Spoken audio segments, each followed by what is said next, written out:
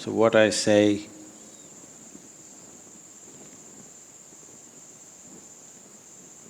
is not intended to hurt you.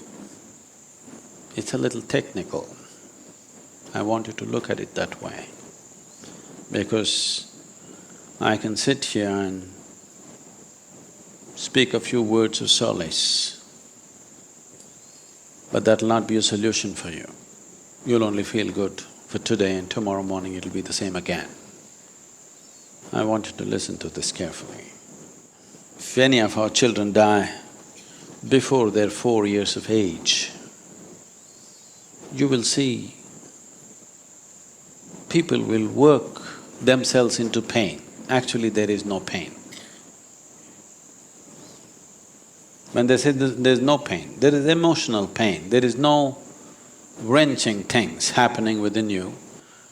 People think this is because it's only a few years. That's not true. You can get attached in a day. It doesn't take 4 years.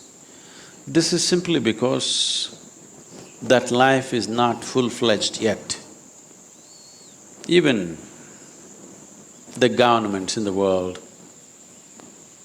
consider, if you have to take the IMR rate, infant mortality rate, you take below 4 years, because it has been a common thing till recently.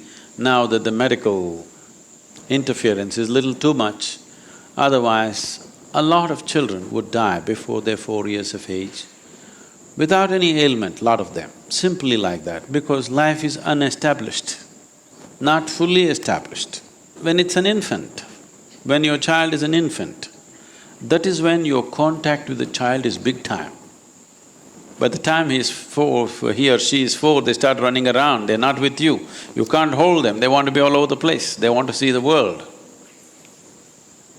But before 4 years of age, they're so much with you. In spite of that, physically being connected to them is not so strong, because they are not physically connected to their own body very strongly. So the same has not happened within you very strongly. This is something that most people will say, no, no, no, when my child was 3 months, I was so attached. I know those things. That's why I said this is a little bit technical. Only if you're willing to observe life very carefully, you will know this. Emotionally, if you look at it, on the first day of the child being born, you were very much attached. Even before it's being born, you're attached, isn't it? Physiologically, your connection with the child increases in a dramatic way after the child crosses somewhere between 40 to 48 months. At that time, your physiological connection with the child becomes much more immense, and it is happening in your body. Something is happening in your body which most people don't decipher. They experience something happening with them before 4 years. After 4 years, child is a problem, where is it going, where is it, school admission, this one, that one, you know. Because of other engagements, they miss this experience, otherwise at that time something clicks in, because that being and that body clicked in approximately 40 to 48 months after its birth. When that clicks in, you come to a certain ease because it becomes a part of you, you don't have to consciously hold it. A natural holding is happening. If a child dies young, before 4 years, they will be disappointed, emotionally disturbed, but not grief-stricken. This is not because of the duration at all. This is because still that being has not connected with that body, and you must understand, you are only a provider of the body. You cannot create a being. It is not in human hands to create a being. You only provide it a body, you facilitate a body.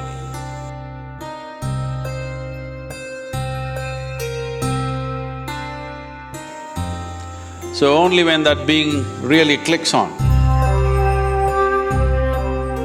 to the body that you provided, something clicks on within you and occupies a certain space.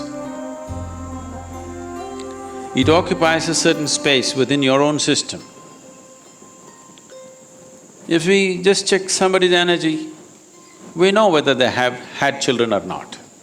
You go to a local astrologer, for 25 rupees, he will tell you how many children you have, whether they're surviving or not surviving, even what their names are. For 25 rupees, I'm telling you, that's half a dollar. They'll give you a brief synopsis of your children, their characteristics, their names, everything. Because it occupies a certain space within you, and if you're willing to observe, it is very much there.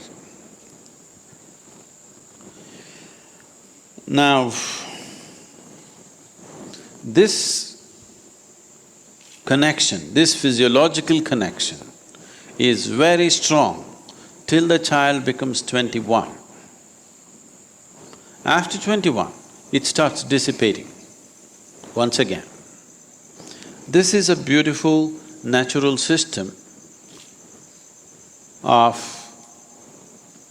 caring for the offspring, bringing it up, and also being capable of releasing it when you have to. If somebody comes to me and says, "Bless my children," I'll ask, how old are they? If they're below 21, we really bless them. If they're over, we banter with them, joke with them and send them. Because it's no use. It's no use blessing you for your children if they're over 21 years of age.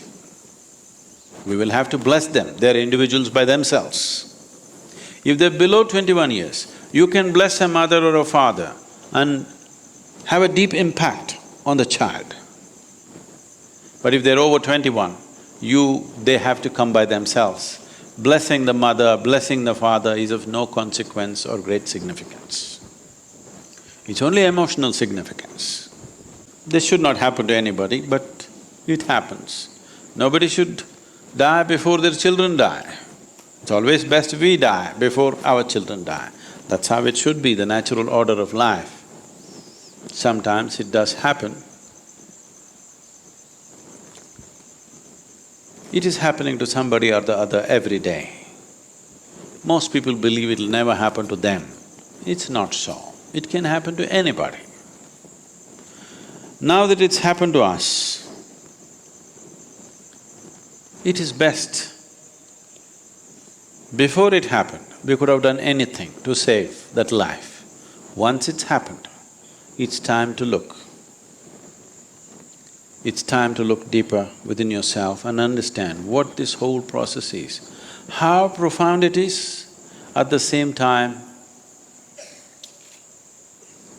how binding it is and how liberating it can be.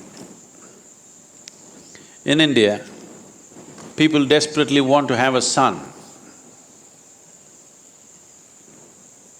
The reason why they want to have a son is, today the social situations have changed, the technological and travel capabilities of people have changed.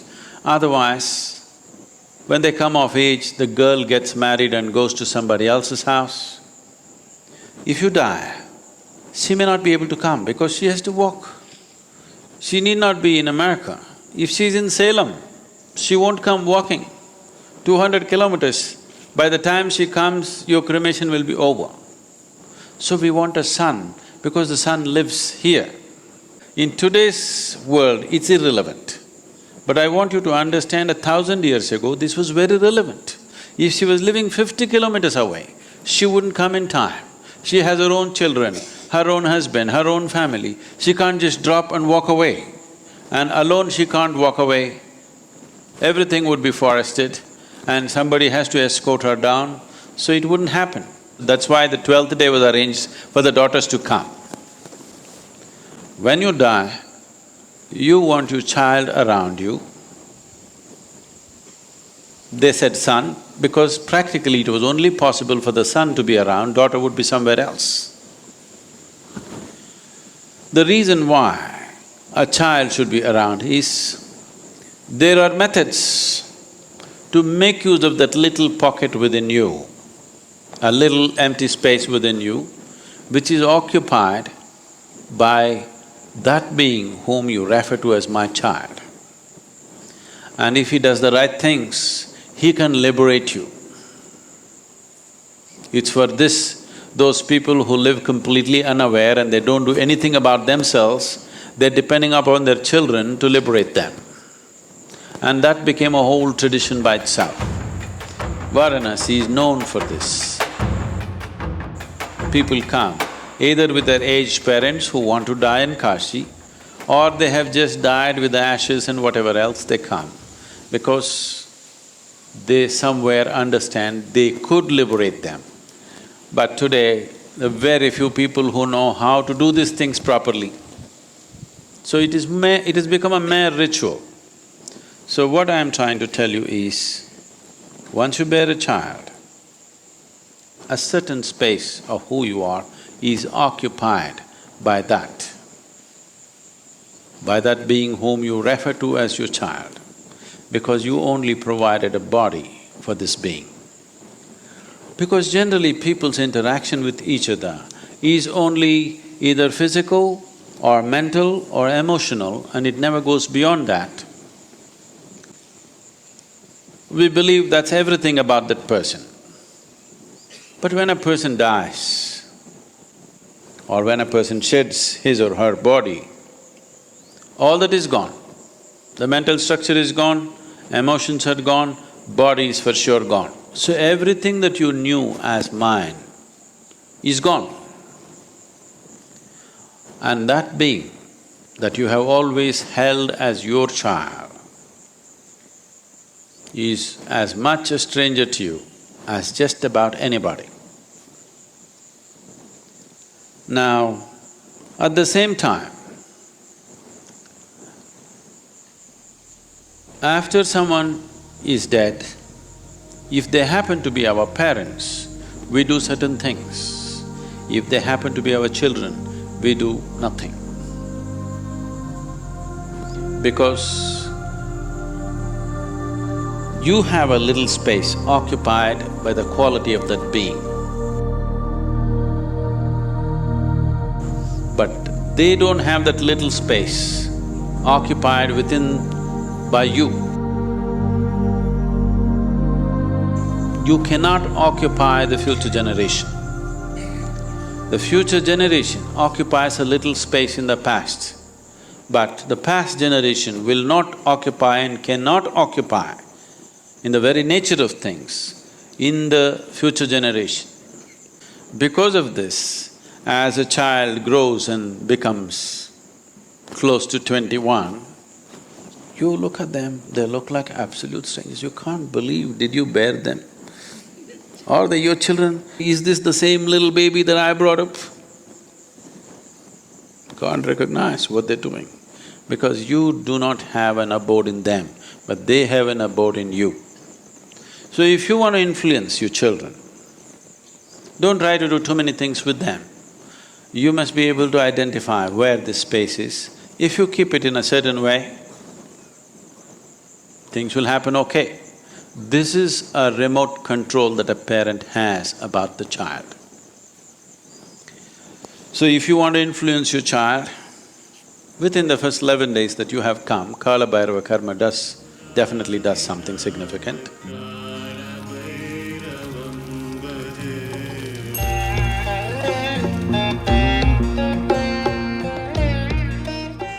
Apart from that, if you want to do anything, your thoughts, your emotions and your actions have no influence over your child, who is no more.